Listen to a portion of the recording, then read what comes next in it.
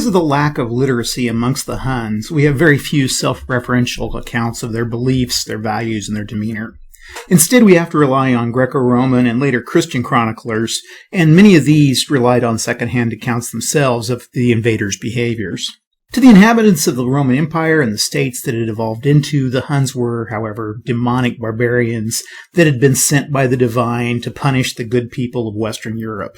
And historically, the Huns were unable to defend this reputation. Now, while the Huns originated in the steppes of Central Asia, by the time they began their conquest of the West, they'd been rubbing shoulders with the agrarian Germanic tribes that inhabited the outskirts of the Roman Empire, and they had basically embraced much of their neighbors' lifestyles. And while the Huns often settled in small tribal villages, they did still rely on the horse for mobility and warfare. And in battles, they had the advantage of hardier ponies that could remain in the field longer than their Western counterparts. They also had improved saddles and stirrups and superior compound bows. The Huns' diet, clothing, and shelter revolved around hunting and herding, and so goats, sheep, and horses were raised for milk, for leather, and for wool. They supplemented their diet with game, which provided meat and furs. Now, male members of the tribe were expected to fight, and they honed their battle skills in frequent spats with other tribes and peoples.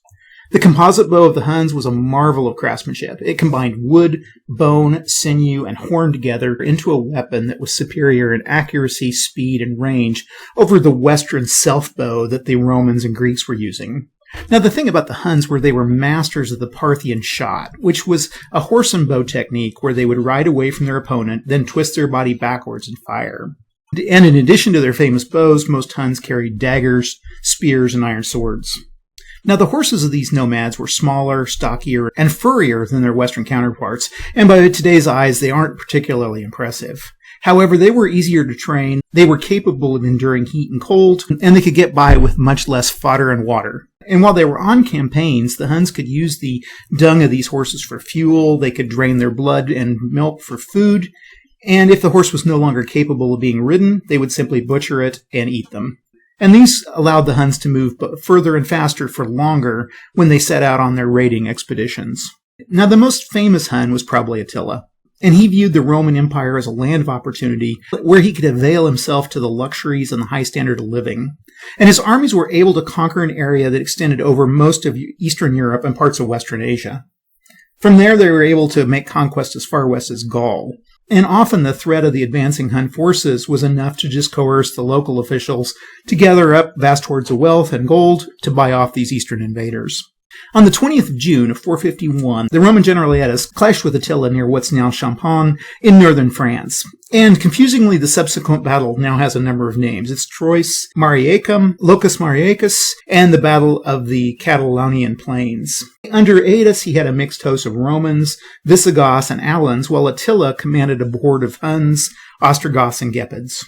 Attila chose the battlefield, which was a large sloping plain that was bisected by a small stream. This would allow him to use his mounted archers to their best advantage. Uncharacteristically, however, Attila is said to have sent his forces directly into the melee without softening up the enemies first, which ran counter to the standard tactics that the Huns used. And while the details of this battle are sparse, it's said to have lasted the better part of a day, and casualties were high on both sides. By sunset, Attila was forced to withdraw from the battle, and after this, Aetius left the Huns to retreat back to the east unmolested. Now, while Attila was successful as a raider and plunderer, he had far less skill as an administrator, and he was often unable to retain power over those regions that he conquered.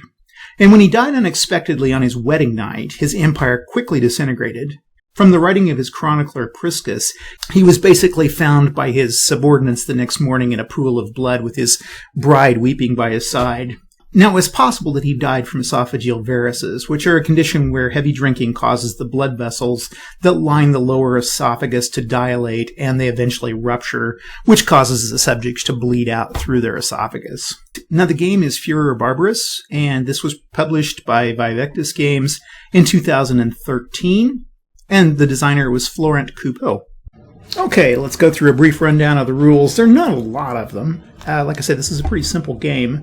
Now, there's 6 types of units. There's infantry, which are figures on foot, and they don't have a range value. There's foot soldiers with missile weapons, who have a range value.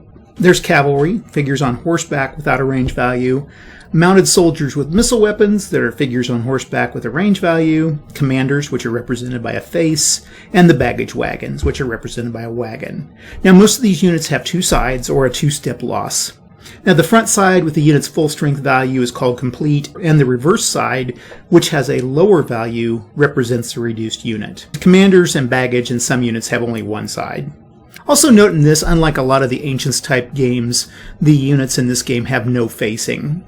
Now, each unit bears the following information. It has a background color which indicates which army the unit is in. It has the unit's name. It has a strength point which also represents the unit's morale. It has a range in hexes if missile fire is possible. It has movement points expressed in the MP or movement point value.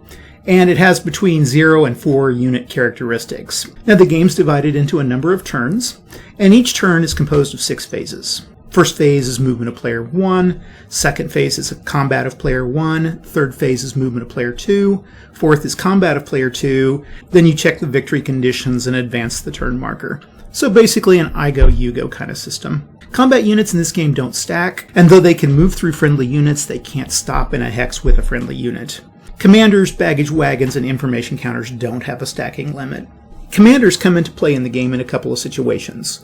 First of all, during the hand-to-hand or melee combats, the commander adds their strength points to both offensive and defensive strength of the unit with which they are stacked. And also during morale checks, the leader adds a 1 bonus to the unit with which they are stacked, as well as to any units that are situated in the 6 adjacent hexes. In terms of combat results, the commander retreats if the unit with which it's stacked retreats. They're eliminated if the unit with which they're stacked is eliminated. Commanders can also be eliminated if they're alone in a hex and an enemy unit passes through that particular hex. Now, during movement, each player moves as many units as they wish, of course within the movement point limit for each unit. And the number of hexes that can be moved is dependent on terrain, and here's the terrain effects chart, which kind of shows the cost for moving through different types of terrain. You only apply the road bonus if a unit starts its movement in a road hex. And a unit can always move 1 hex, irregardless of the terrain. Zones of control are pretty standard. Each unit extends a zone of control into the 6 hexes surrounding the hex that it occupies. And a unit can enter an enemy zone of control without expending any extra movement points. However, it does have to stop its movement upon entry into an enemy zone of control. A unit cannot pass directly from one enemy zone of control to another. It first has to enter a hex free of any enemy zones of control, at which point it is free to move into the zone of control of an enemy unit. Now, one convention here that I like to go with that's not listed in the rules is that I say you can't go back into the zone of control of the original enemy unit. In other words, you can't just go back and forth and back and forth. Zones of control don't extend over river hex sides unless the river is crossed by a bridge. Combat's pretty simple. The one thing in this game that's a little different than most games is that combat is optional, and a unit can decline to attack an enemy unit if they want to. Basic combat occurs between one or several attacking units and a single defending unit. That's important, that these attack single units. So you could have 3 units attacking 1 unit, but you're not going to have like a unit attacking 3 defending units. In order to fight, the attacking unit has to be adjacent to the defending unit, and an exception to this is missile units, which can attack hexes within their missile range. Now, all attacks, melee and missile, against a single target unit are counted as 1 attack, and the total number of strength points of the attacker is totaled up and compared to the total strength points of the defender. These are then reduced to the simplest odds, always in favor of the defender. A single die 6 is rolled, and the combat results table is consulted, with the appropriate result being applied. Now, terrain can affect the CRT or the die roll of units that are attacking to or from that specific type of terrain. And so before attacking in odd terrains, check the terrain effects table. Now, if units are attacking an enemy across a stream, and they have friendly units on the same side of the stream as the enemy units, then any defensive effects of that stream for the enemy unit is nullified. And also note that any unit may only attack or be attacked 1 time per phase. Now, missile attackers' primary purpose is missile combat, and they're weaker in melee combat. Therefore, always subtract 1 for their strength, not the die roll, if they're attacking into an adjacent space. This only applies to combat and not to morale checks. Now, the minimum attacking strength of a unit is always 1. Also, missile units attacking in melee combat and attacking on their own have to have at least 1-to-1 odds before they can make an attack. Now, if a missile unit's attacking another unit through missile fire, and the results of the CRT indicate a result that's adverse to the attacker, that is the missile unit, then those results are ignored. Line of sight's pretty standard. Missile units can fire over streams, bridges, roads. This is a house rule of mine, but I also let them fire over adjacent friendly units. Now, if an enemy unit's in an adjacent space, they can't fire and they have to engage in the melee combat. Now, only cavalry units can charge other units, and they can only do so under certain criteria. A target unit has to be at least 2 hexes away with an unoccupied, clear road, bridge, or hex terrain in between. And the charging unit cannot make major changes in direction in their attack. In other words, they can't leave an enemy zone of control, turn around 180 degrees, and recharge the same unit. The charging unit must also move into the vacated hex of an enemy unit that is forced to retreat, or has been eliminated, and a unit that charges adds +2 to its strength in an attack. Combat results are indicated on the combat results table as both a letter and a number. Now, the first letter, the A or the D, indicates attacker and defender, and the second letter or digit indicates either a 2, which is a 2-step loss, a 1, which is a 1-step loss, a T, which is a morale check, and an R, which is a retreat 1 hex. Now, the number of step losses is the total number of step losses that occur as a result of combat. And if the attacker is attacking with more than 1 unit and the results indicate that the attacker takes 2 step losses, then that player is free to choose which units incur the step losses. Thus, for example, they could choose 1 full strength unit to take a 2-step loss and be eliminated. They could choose 2 full strength units to each take a step loss. They would now be down to that single step. They could choose 2 half-strength units to both be eliminated, etc., etc., etc. Now, a unit that's forced to retreat must retreat 1 hex, and it has to retreat into a hex that's not in an enemy zone of control. And if they can't retreat without entering an enemy zone of control, then the unit takes a step loss instead, and may be eliminated at half a step. And if a unit's forced to retreat into a hex containing a friendly unit, then that friendly unit has to make a morale check. And if they succeed, they're simply forced 1 hex back, and they can displace another friendly unit. If they don't make the morale check, they have to retreat backwards, and they can also take a step loss. Also note that any unit forced to retreat off the map is eliminated. Now, when a morale check is required, the owning player rolls a dice for each unit concerned, and they compare the die roll to the unit's morale value. And they can add 1 to the unit's morale value if the commander is stacked with it or in an adjacent hex. Now, if the result of this is lower than the unit's morale, there's no effect. If the result is equal to the unit's morale, then it has to retreat 1 hex, and if the result is greater than the unit's morale level, it suffers a 1-step loss. And if the unit's already reduced, then it's eliminated. And whenever a unit's forced to retreat or eliminated, then that opposing player can move into the vacated space. Now, this is optional, but they must choose immediately after the combat results. An exception to this is charging cavalry units, which have to advance after a combat. Victory is pretty simple. At the end of each complete turn, i.e. the 5th phase, both players add up the number of strength point losses that they've incurred due to combat. And commanders count as an additional 4 points. Now, if the sum losses exceed the army's morale thresholds, which is indicated in the setup, then the army flees the field and their opponent wins the game. Each scenario also has a set number of turns that they last. And if neither side has forced their opponent from the field, then you add up the total number of strength points lost, and the army with the least number of losses wins a marginal victory. Okay, let's play a couple of scenarios to show you how this game works. Okay, so we're going to 486 in Soissons, France, and this is a fight between Syagrius, who was a Gallo-Roman general, and the Frankish army under Clovis. Basically, the Gallo-Romans had it was called a rump state in northern France, and the Clovis and his Franks basically wanted to drive them out, and when they did win this battle, that's precisely what they did. This is probably the easiest of the games in this series. The special rules for it. Now there's with only one real special rule, and that is that Chararic had 3 cores which were neutral during the first turns, and you can see these.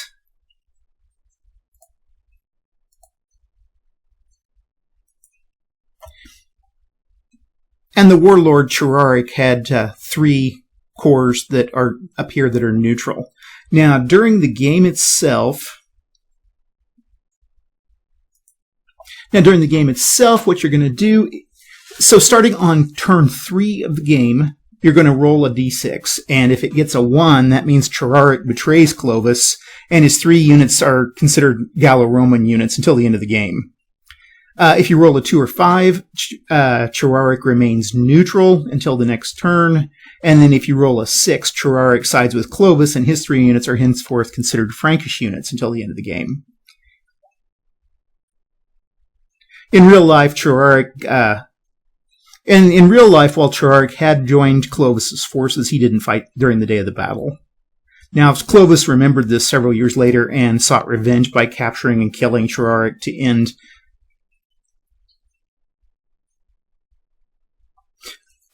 There's a morale threshold, so if the Frankish army takes 13 strength points of damage, they lose the battle. And if the Gallo-Roman army takes 14 points of damage, they're going to lose the battle. If neither player obtains a major victory at the end of turn 6, then the Gallo-Roman player obtains a minor victory, basically repelling the Frankish threat for now. Okay, battle set up. It's all pretty much set up here. The Frankish player will go, and it will last for 6 turns. Okay, so here's our turn marker. Frankish player goes under Clovis, and I think what I'm going to do is just try to move on in. So 1, 2, this guy has a movement of 2, 2. I think I'll try to go with these flanks here. 2, 2. And we'll move our archers up. And then on the south flank, 1, 2, 1, 2, 2, and 2. Not very many units in this game. Okay, now we can go ahead and make our attacks. So here we have a... get my combat results table set up here. Let's just start on the north side and work south. Okay, so these 6 here are going against a 4, so that's a 3-2 odds. I roll a 4, and I get a 3-2 with a 4 is a DR. So basically I'm sending this guy back. So it's going to move him back and him back. I need to get my little...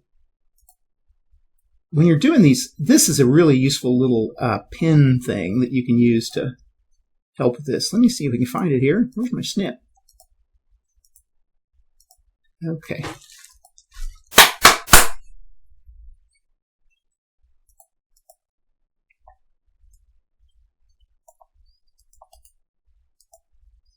Okay, back.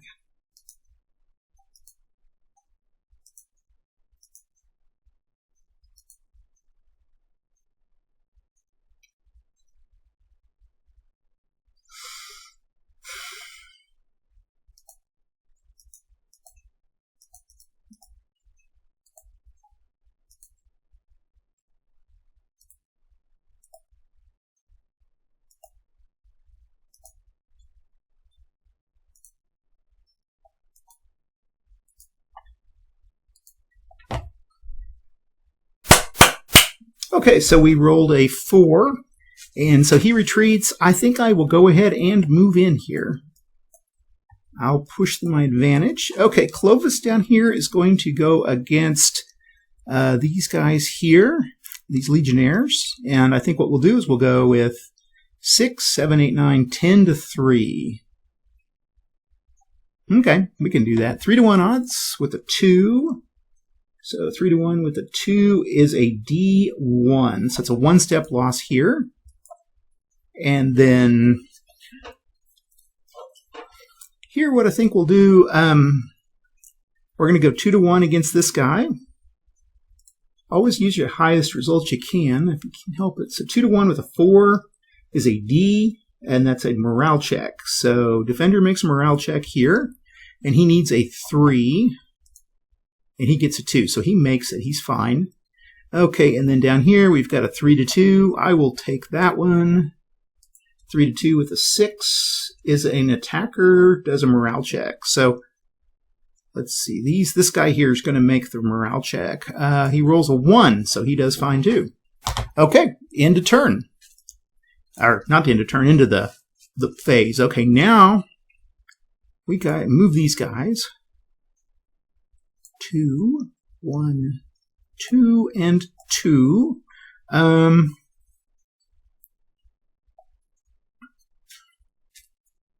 think I'll move this guy back. Wait, hold on.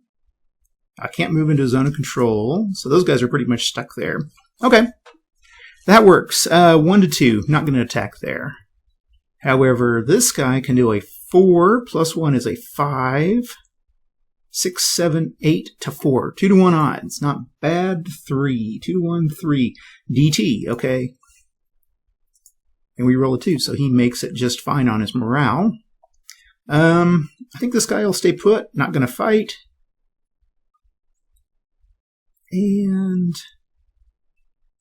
2 to 3. Don't think I'll take that one, but I will go 5 to 3 for 1 to 1 odds.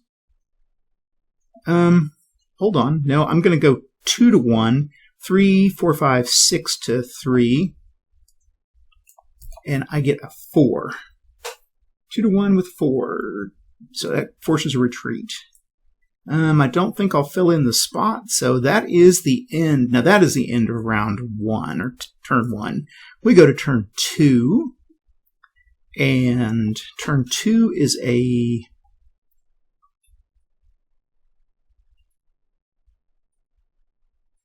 Let's see here. I could go against him. I could try here, or here. I think we'll do that. I think I'm gonna go ahead and go 1, 2, because I'm going to try to Zagreus. I think I'm going to really try to get rid of him. So I'm going to attack there, and then here I'm going to go here, here, and here. Try to keep odds up as well as I can. Okay, so 4, 6, 7, 8, 9, 10, 11, 12, 13 to 3. Okay, so this guy, I don't think I will fight with him because I can use him down here. So I've got 12 to 12 to 3. So 4 to 1 odds with a 5 is a defender retreats. So he's going to move here and here. Okay. And then here I've got a 1 and 3, a 4 to 2, or 2 to 1 odds with a 1. Defender takes 1 and retreats. Well, he's reduced, so that he's eliminated. And yes, I will move in. Okay. And we'll go 6 to 3, 2 to 1 here with a 2. And defender takes 1. And then here we've got 5 to 2, so 2 to 1 odds here with a 6. This is a really basic game, but it's kind of fun, actually. I kind of like it. Attacker retreats. Okay. Move back. Okay. We go to the Gallo-Romans. I'm going to march through him. And there.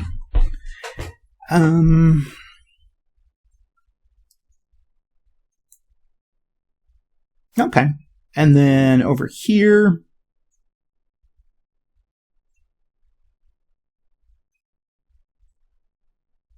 I could try. Let's see. We're going to pound on everybody as bad as I can. Okay, so we're all going to go after this 4 here. I think that's the one I'm aiming at. So we've got 4, 5, 6, 7, 8, 9 to 4. So 2 to 1 odds with a 5. DR, retreat, okay. Problem that this guy has is he can't retreat without going into a zone of control, so that means he's eliminated. And yes, I will move in. Here I've got 3, and 1 is 4 to 6. 2 to 3 odds. 2 to 3. I think we will stay put. Okay, here we've got 4 to 3, and then,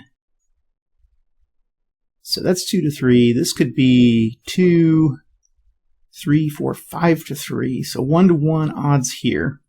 I'll take these 3, and I'm going to move here 1-to-1 odds. And 1-to-1 with a 4 is going to be an attacker retreat. And there we go. And he will...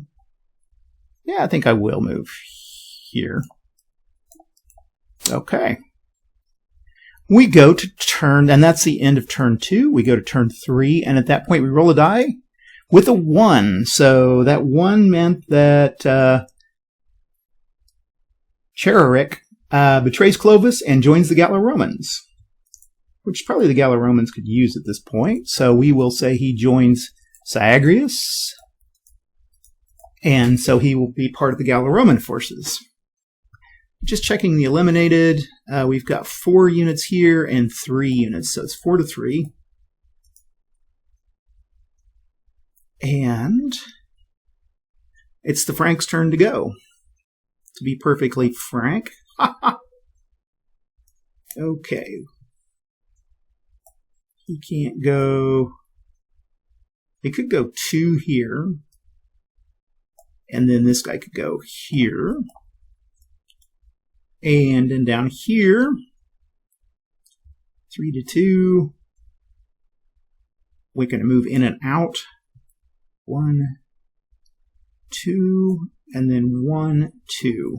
Okay.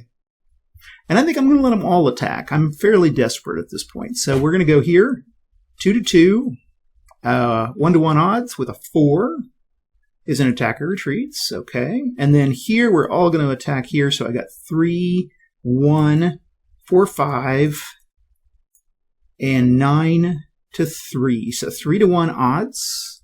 We get a 5. 3-to-1 with a 5 is a defender retreats. Okay, and yeah, I'm going to push it here. I'm going to push in 3 to 2 here, and that's a 5. So attacker retreats.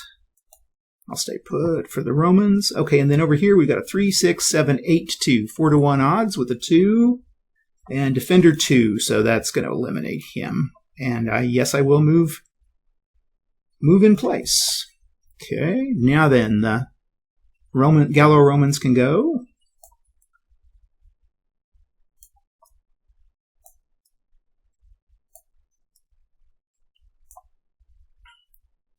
Move those forces down. Here, we've got here, here. I'll stay put there, but we'll get this guy here, and then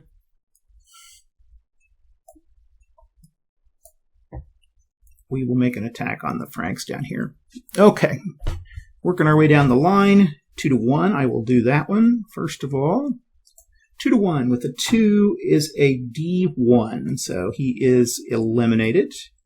We've got a 2 to 3. I don't think I'll do that one, but I'll do this one here. It's a 1 and a 4. It's a 5, 6, and a 9 to 6. So 3 to 2 odds. We roll a 2. I do like 3 to 2 odds, by the way, for games that have that. I always think that's a great thing on CRT. And that's a D1, so we will reduce him. And then down here we've got a 1, 2, 3, 4, 5 to 3. So 3 to 2 there with a 5 is the attacker has to make a roll now. Make a morale check. So, and I've never been really quite sure how you do that with these 3 units. I guess you do one for each one. So we'll try 4. So this guy is, if they lose the morale that badly, they are eliminated. So he's eliminated. He gets a 3, so he's eliminated. And he gets a 5, so he's eliminated. So that whole flank just broke apart. And that's going to hurt the Franks. Or the Gallo-Romans. I'm sorry, the Gallo-Romans. Okay, let's look at our score here. Reduced, and okay, so we have 3, 6, 7, 8, 10, 11. Okay, I think they're still in the game. To 11 to 5. I think it was like 14 or 15. So, okay, we are going to go on with the Franks. in turn 4. Move in place here. We can attack this flank, and we'll attack here. And then this guy will go 2, 2, and 2. Okay, we'll go through our attacks. So 5 to 3 is 3 to 2 odds with a 3. And it's a DT. Okay, so he has to make a 6. He is eliminated. Okay, and then we've got a 3, 4, 5, 6, 7, 8, 4. 2 to 1 odds here with a 4. DT, so he has to make he gets a 5, so he is eliminated. And that is it. Okay, now the Gallo-Romans will go. And we'll go 1,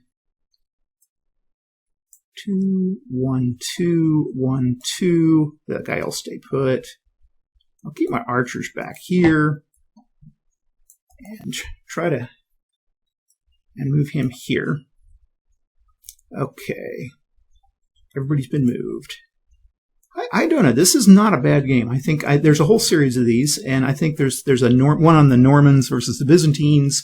There's one on the later Frankish kings, and then there's one on St. Albans and the War of the Roses. And I think I'll do some videos on those. Okay, 3, 5, 6, and 7 to 5. So 3 to 2 odds with a 6 is an AT. Okay, morale check. Now these guys get morale a bonus of 1 because they're 1 away from the leaders. So they need a 3, 4. Makes it, so he's fine. Okay, he needs a 2. Makes it, so he's fine. And then he needs a 3. Does not make it, so he's eliminated. And that is the end of turn 4. I think that's also going to be end of game here. Let's see here. We've got 4 and 6 is 10, 12, 14, 15, 16, 17, 18, 19. Yeah. So basically this played out pretty much like real life. Clovis was able to defeat Syagrius and the Gallo-Romans. Okay, now I'm going to show you one of the Catalaunian fields. It's a little bit bigger game and a little more complex. Okay, Battle of the Catalaunian Plains. This is Aetius versus Attila, and this is the big battle that sent Attila heading back to the east. A couple little things about this. We have the little charge markers. You can see the little horse here, indicating they can charge. There's also a kind of a little feign flight marker here. The rule is you can roll, and if the opponent makes or fails to make a morale save, then they'll move 2 hexes towards you. So you can kind of use this to break up lines if you want on your enemy. I don't use it a whole lot. The other is impetuousness. With the impetuousness, you can roll a d6, and if you get a 5 or 6, then you can move. If you can move an extra space. The thing is, the opponent has to be within, I think, 3 hexes. Let's check here. 3 hexes from an enemy, you roll a d6, and a 5 or 6, you go, yeah, you move towards that one. So it's kind of a forced march kind of thing. Okay, let's see here. The other one is the Alans here, under Sangalban. Anyway, they're once the Alans lose a strength point or have a unit attacked, there's a chance that they may flee the field. And the way I've done it, the rules say you have to roll under, but you actually have to roll over. That would make more sense. And I'm going to go by strength point. So they start out the game with 4, 5, 6, 7, 8, 9, 10 strength points. You roll a d6, and if it's higher, they're going to lose, or they're going to leave the battle. And I don't count those towards victory. They just simply leave. So to start, we both roll for initiative. Let's start with the Gallo-Romans, and they get a 2. And the Huns will get a 6, so the Huns have the advantage. So I will move the Hunnic troops first. I guess that's a stream. I didn't realize that. So we'll just go 1, 2. I think streams count as 2 to cross. I don't know. Yeah, we'll just count it as such. Okay, and then I'm going to move these guys into position. And 1, 2, 3. 1, 2, 3. 1, 2, and I'm going to cover my archers.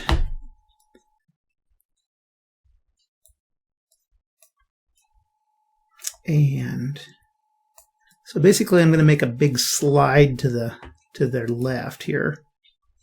Okay, and then 1, 2, 3, 1, 2, 3. I like this little lone tree out here.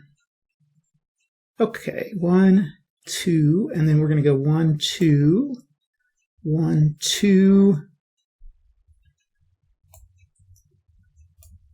Now, I don't know who these belong to. I guess they belong to... It's hard to say. The blue shield. Is that a blue shield? I can't tell. We're going to pop in here just a little bit. Those look like a brown shield. I think those two blue shield guys belong up to Theodoric. So I guess those are going to be kind of advanced troops. We'll go 2 and 2. So they're going to pop out of the woods to fight these guys. I suppose these guys ought to stay put. Okay, there. Oh, they can't move because it's not their turn. We'll just say that they go first for their turn. Okay, now the Gallo-Romans can go. 2, 3. Okay, he can go, and I need to bring in some markers for some charges. 3, 4, 5 markers. Let's do that. We'll just bring in 5. Hopefully that'll be enough. So there's a charge. And another charge.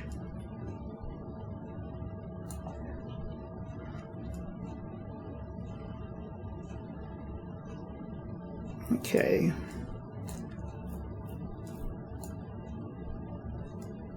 I think I'll just stay right back here. Keep these guys back.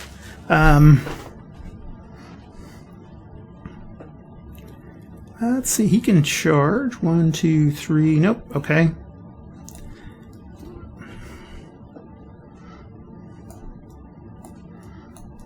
Keep my cavalry together.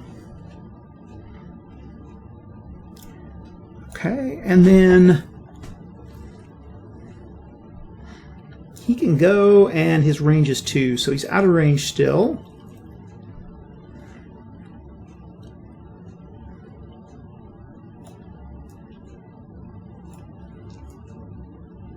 Keep everybody together here.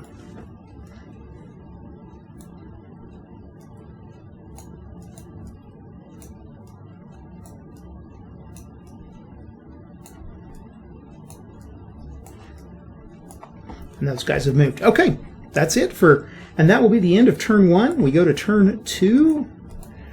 Oh, well, got a fight here. Okay, so these guys are going to charge, and since I can choose, I'm going to choose to attack here. So I got 2, 4, 6, 8, 2, 4. 2 to 1 odds. We roll a 4 at 2 to 1 and get a DT. So they have to get a 4 or less. Okay, so they get a 6. So they take a, they're reduced. Excuse me. And is that it? That is it. Everybody else has moved. Okay. Now we go to turn 2. Those guys, I think, are going to move here. And 1, 2... Oh, he's on a road. He can move all the way over here, because those are half. Okay. I'll stay put here. And here. And here. And here. And here. And here. And here. And here. And this guy will go here. And here. And then these guys are all able to fight here and here. Okay.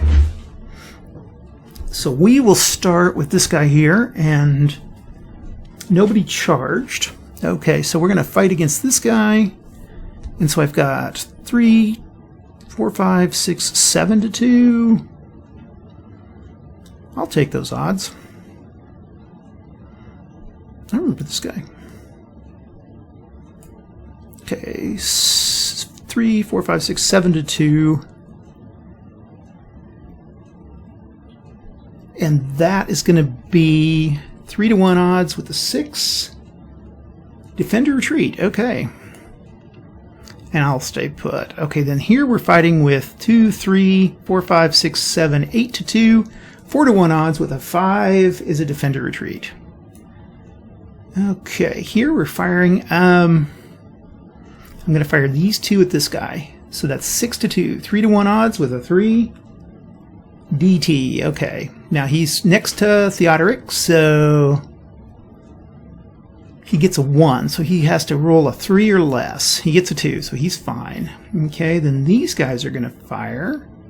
And it's again 2 to 1 odds with a 2. And that's a D1. Reduced. Okay. 4, 7 to 4, 3 to 2 odds with a 1. Okay, D1. And that is a reduced. And we're going to have to check for these guys here. They're going to make a saving throw. And then I'll take this as 1 to 1 odds. 1 to 1 with a 1 is a D1. Well, that's not bad. So that's reduced. And then over here, this rule for these guys falling out is a little bit wonky, but 4 to 2. 2 to 1 odds with a 4 is a DT. So we got to roll a 2 or less, and we get a 4, so this guy is reduced. And then 2 to 1 here with a 2 is a D1, so he's reduced. And that, I think, is it, other than we got to check to see if the Allens stick around. So they've got 3, 4, 5, 6, 7, 8 points, and you have to roll a D6, so they're still there. Okay. Now the Romans can go, and I'm going to go 1, 2, 3. Wait, I said these guys had to have at least 2. I think they can do that. So I'm going to let them charge. This guy will charge. And then 1, 2, 3. He got out of range. Oh, this guy's in range here. This guy's in range, or he can charge. And 4. Yeah, he can move. He can charge. And charge. Charge.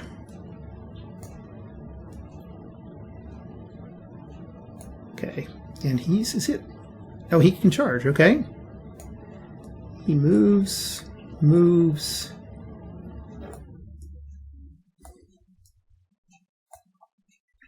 Okay.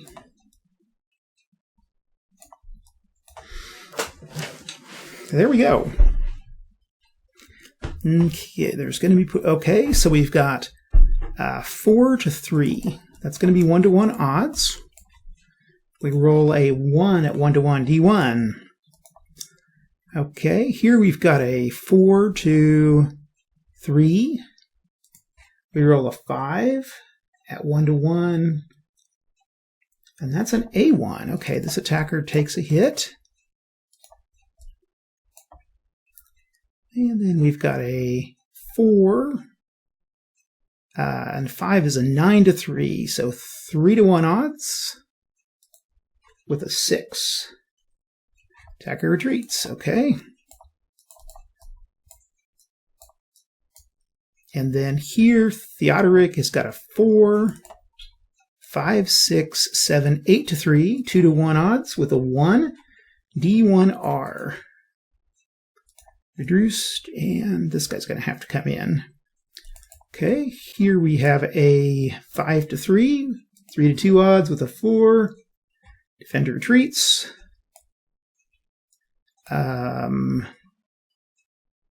Actually, he can't retreat.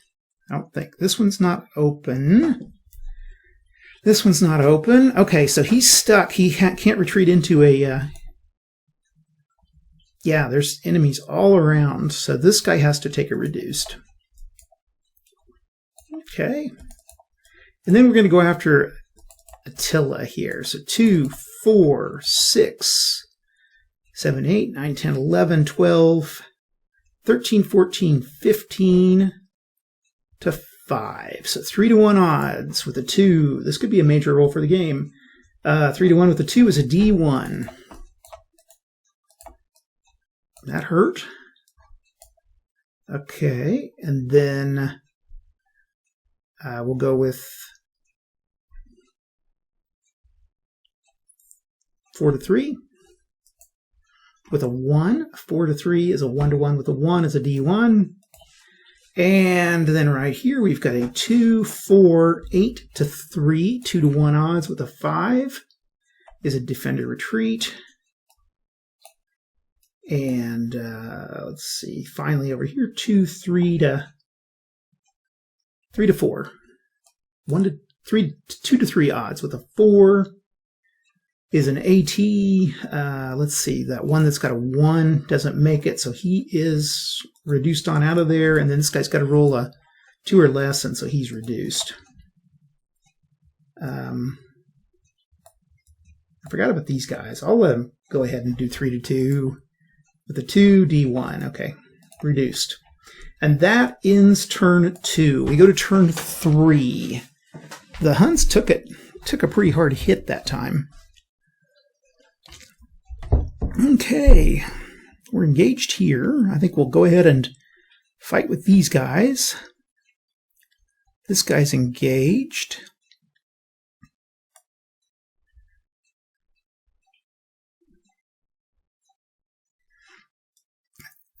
I think I can... okay, I'm going to pull back here. He can pull back 1, 2... actually, where can I pull back to?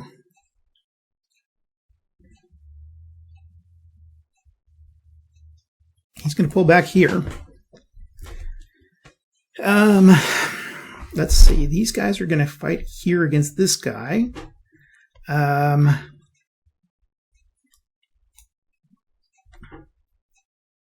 think I may have mischarged with some of those guys. Okay, we're going to keep fighting along through here. Move this guy into position. We'll still fight against that guy there. So let's just start down here. I got a 2 and a 4-to-2. So 2-to-1 with a 2 is a D1. Reduced. Okay, things are going to start falling apart here. I've got a 2 and a 4-to-1. So with a 4-to-1, we've got a 1. That's easily going to take this guy out. Let's see. These got 2 and 4-to-4. 1-to-1 with a 5 is an AT. Don't have to worry about anything there because these guys are all... the attackers won't do anything because they're all missile units. Okay. Here we've got a 2, 3... 5-to-2. I'm going to go with this 5-to-2. 2-to-1 odds with a 3. Okay, so this guy's got to make a morale check.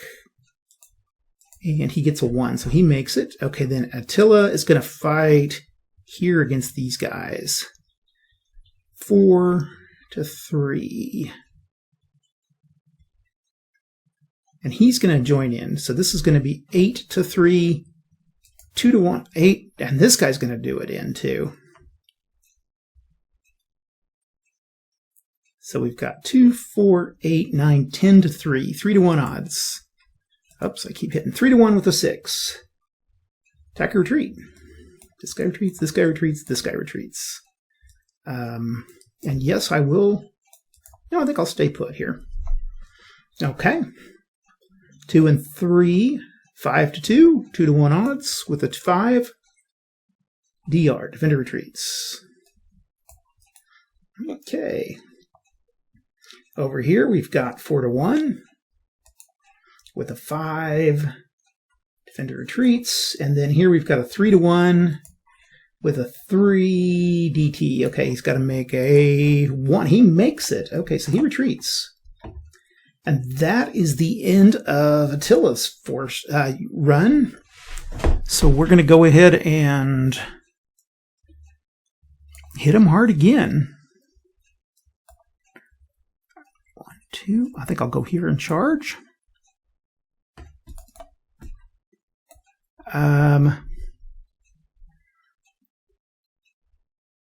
Can't really charge there. Can't really charge there. This guy can charge Attila. This guy can charge Attila.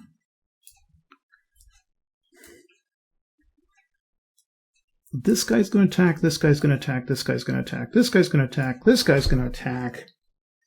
And then these guys are going to come over here. Again over here. A charge here and a charge here.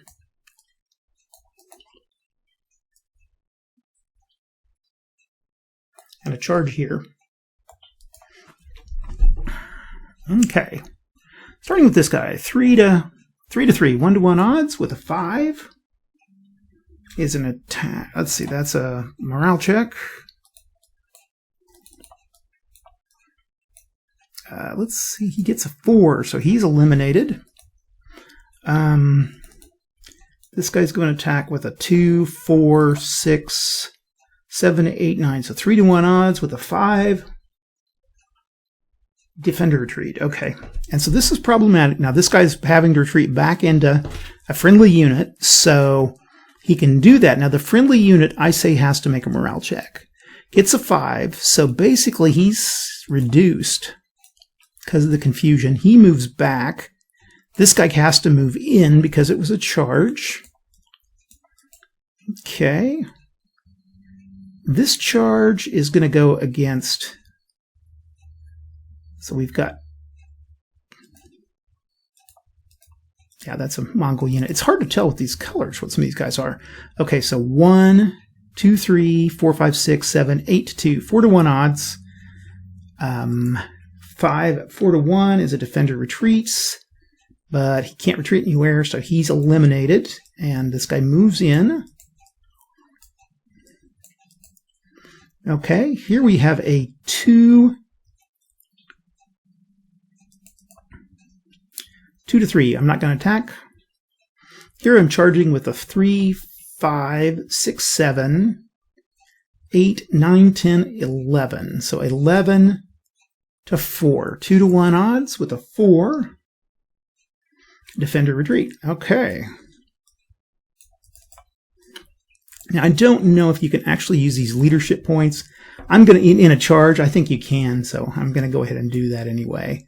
1 to 2, I don't think I'm going to worry about here is a 3, 4, 6 to 2, 3-to-1 odds with a 1 is a D2. So this guy's eliminated. And then here I've got a 6, 7, 8 to 3. So 2-to-1 odds with a 3 is a DT. Okay, this guy's going to mark a morale check. Gets a 1, so he's fine. Over here, I've got a 1, 2, 3 to 4. Will not attack. And here I've got a 3-to-1. 3-to-1 with a 3 is a DT. Doesn't make it, so he's eliminated. Okay. We can move to turn 4. I don't think the Alans took any damage, so they're still with us. You really ought to be able to check this just at the end of every turn. That would make a little more sense, but... Okay, let's just check the graveyard here while we're at it.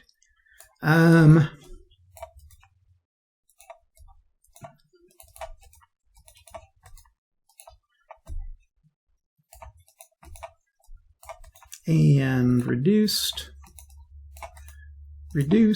and reduced. Okay, there's, I think, let's see, this guy and this guy. I know these guys are the Huns. These guys are Greco-Romans. I can't remember if this guy, I think he's a Hun force. Colors are hard to tell here. And there's no, this one needs a magnifying glass. So 2, 4, 6 to 2, 3, 4, 5, 6, 7. So we're not even close to ending this. So, okay. I guess we can go 1, 2, and we can let this guy charge again. And this guy's going to charge. This guy will sit there and try to poke him full of arrows, arrows, arrows. Pull back. And this guy's going to go 1, 2. Okay. Attila.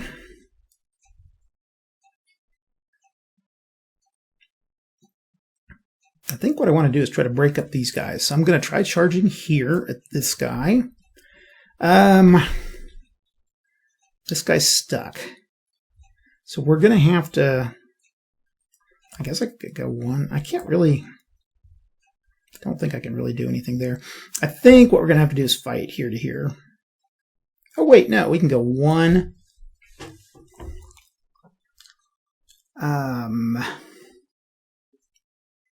Yeah, he's in range, so he can lob an arrow at this guy. This guy's going to come back and again in range. And this guy's going to pull back.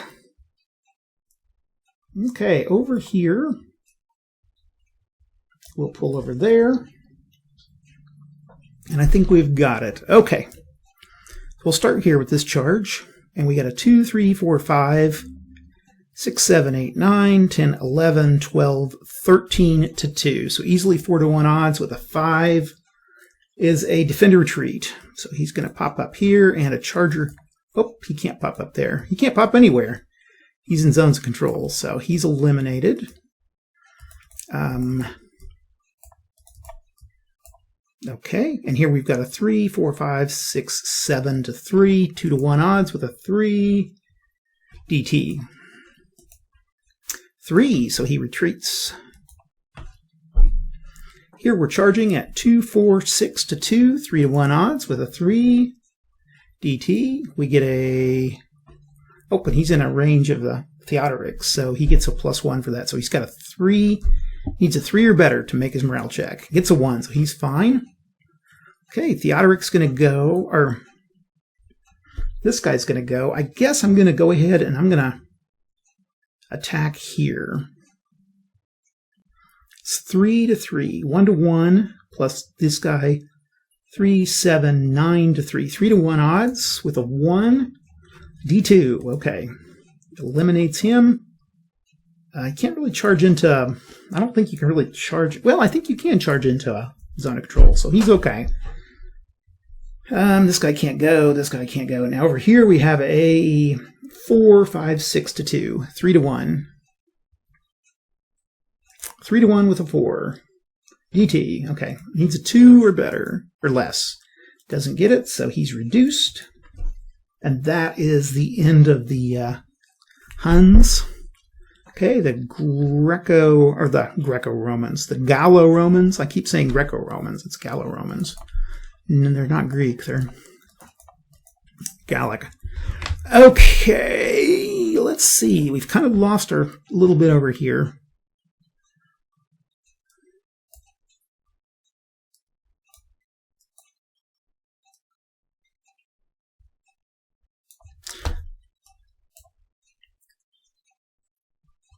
One, 2, 3. I think you can do it. And we'll say those are charges. And I guess the charge should probably have to be a straight line in. I don't know if you can make a kind of a glancing attack. We'll go with it for now.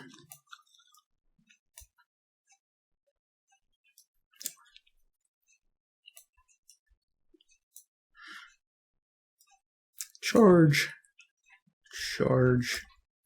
Charge. I guess if we're doing it for either side evenly, we're okay.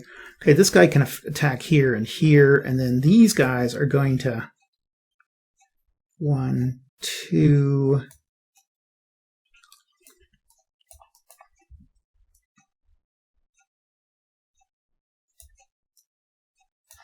Okay. Starting here, let's go with 1, 2, 3, or 1, 2, 3, 4 to 2. 2 to 1 odds with a 1. And that's going to eliminate him because he has to retreat, so he can't.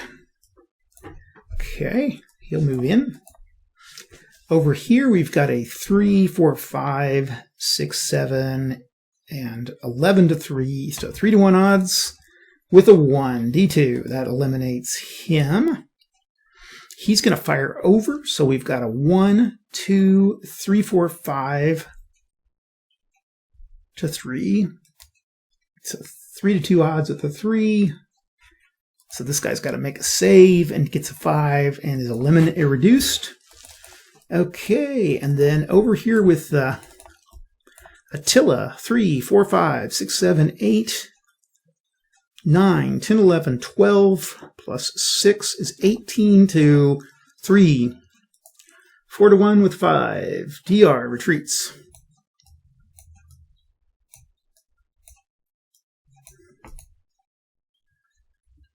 And then over here with a charge, 9 to 3. 3 to 1 odds with a 1. D2. So that will eliminate him and him. Okay, and that is the end of the turn. Lots of charges done. So let's check see how everybody's doing. We'll go to the boneyard here. Things have kind of looked bad. This can go either way. I've played this, every time I've played this one, I've kind of gone 50-50 on it. Okay. Let's see. This is, Attila's got, we'll just put all our 2s in a stack. We'll put our 3s in a stack and our 4s in a stack. Okay, 2, 4, 6, 8. 8 and 8 is 16, 17. And this is 4, 21, 22, 23, 24, 25. So not quite yet. I think they need 29. Let's check here. Yeah, they need 29 for the Huns, 30 for the Romans to win. Okie doke. We're going to go ahead. Can't really go anything there.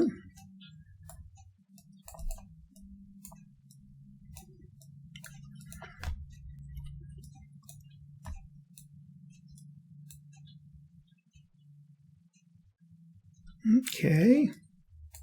Attila will fight there.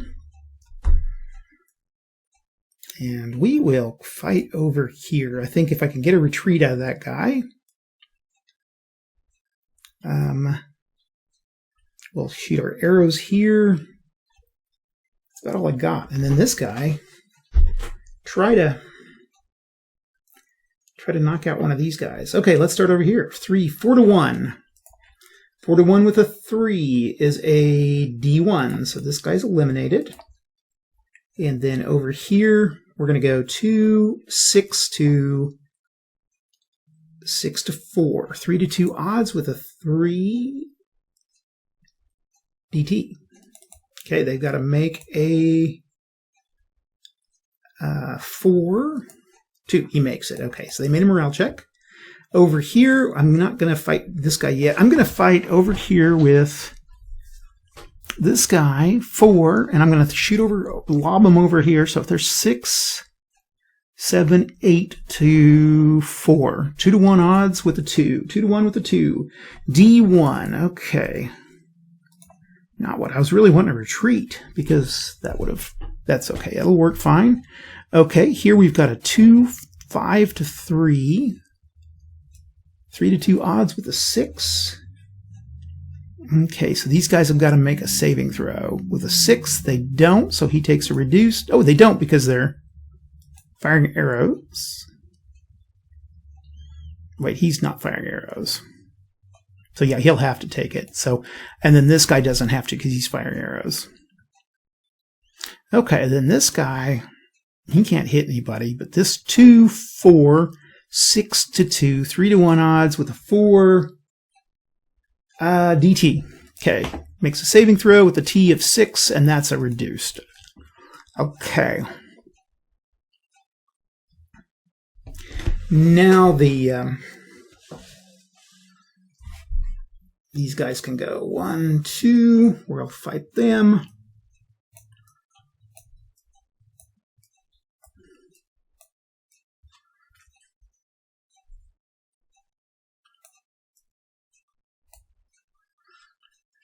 And charge here. Okay. Let's go with a charge of 3, 4, 5 to 2. So 2 to 1 odds with a 3 is a DT, and we get a 4, so this guy takes a reduced. Okay, and then right here we have a 1 to 2. I don't think I'll do anything with that guy. Okay. 3, 4, 5.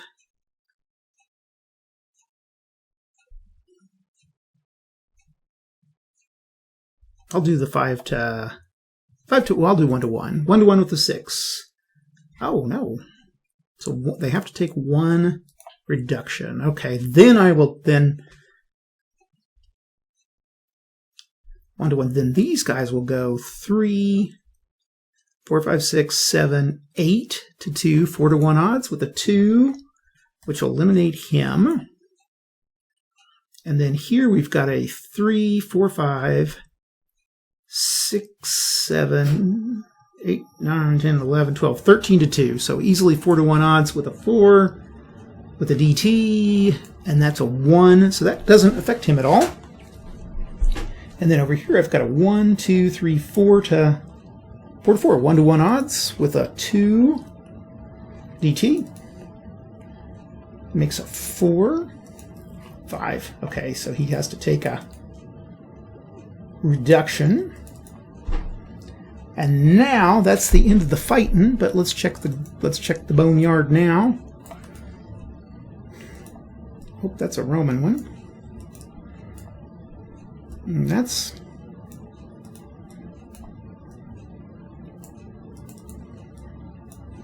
okay.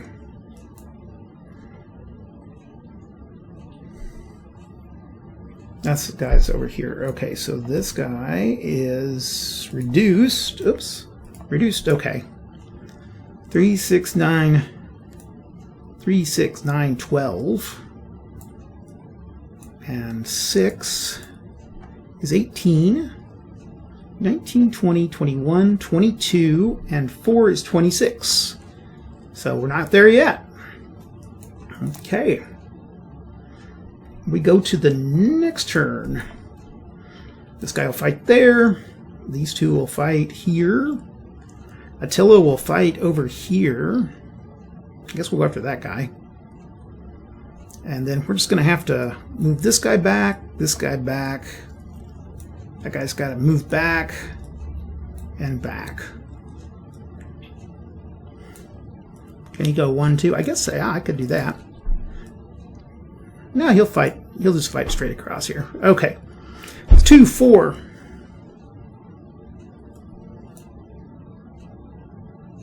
2, 4, 6. 2 to 1 odds. 2 to 1 with 5. DR. Retreat him. Okay. And then I've got a 2 to 1 here. This guy could have moved forward. I'll move him forward. 4 to 1. With a 6. And that's a DR. Retreat here. Okay, and then Attila will go with a 2, 4, 6 to 2, 3 to 1 odds with the 3 DT. Gets a 3, so that eliminates him. That's all for Attila. Okay, then this 6, 3 to 1 here with a 2 is a D1.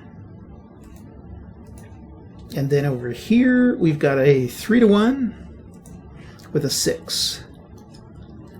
And that is a retreat. Can't do anything. So that is it. So this guy's eliminated and this guy's eliminated. And that will be the end of the... that'll be the end of the game, because I think that puts my points over since I lost that other leader. And so basically these guys could all just pull back and they'd have enough points. So anyway, I don't know. It's a fun little game. I think I like this system pretty well for just these games you can plunk out. The The little special abilities for the units, I don't think those are implemented very well. And the little Gepids or whoever, who are these guys? These are the, I don't know who the guys are. The Allans. The Allan. That rule's a little bit messed up, but anyway, that's what I got this week. Pretty short game. I will try to cover some of the other games in the series because I think it's worth checking out for medieval battles. Anyway, that's all I got. I appreciate you guys for watching. Thanks, and we'll talk to you later. Bye-bye.